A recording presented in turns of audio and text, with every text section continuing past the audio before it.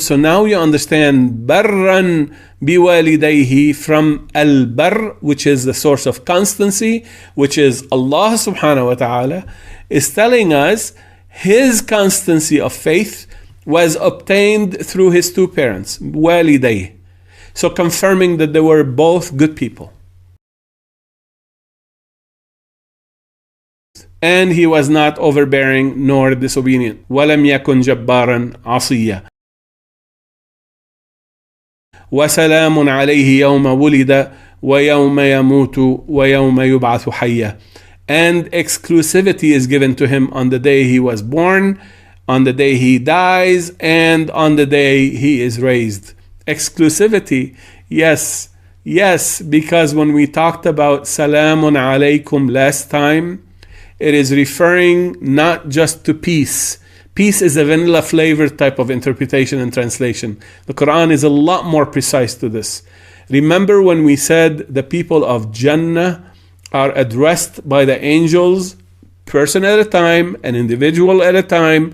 Allah subhanahu wa ta'ala sent the angels to talk to that person. And they start by saying, Salamun alaykum. And we defined Al-Jannah as a concealed abode of privileged knowledge, privileged to you alone. Allah subhanahu wa ta'ala is sending the angels to deliver that knowledge to you alone. It is visible to you, not visible to others. It's available and privileged to you, concealed from others, exclusive.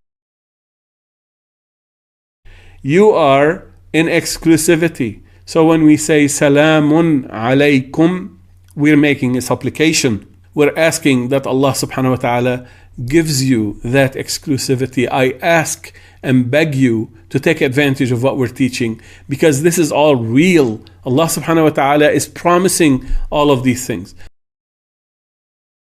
So why is it in the past tense, wulida, on the day he was born? Because this is addressing Yahya. Remember, it started Ya Yahya, and it's talking to Zakaria also, teaching Zakaria with the enjoyment, with the wahi of how to do the new form of prayer based on his coming out from the tabernacle of his community. He's revolting against their bad practices and against their corruption. Allah subhanahu wa ta'ala rewarded him with so many things, and rewarded Yahya based on what he has learned.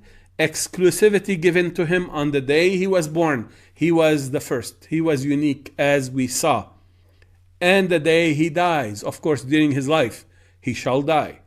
And on the day he is raised to life. And thus, Yahya, Samiyya, now you understand.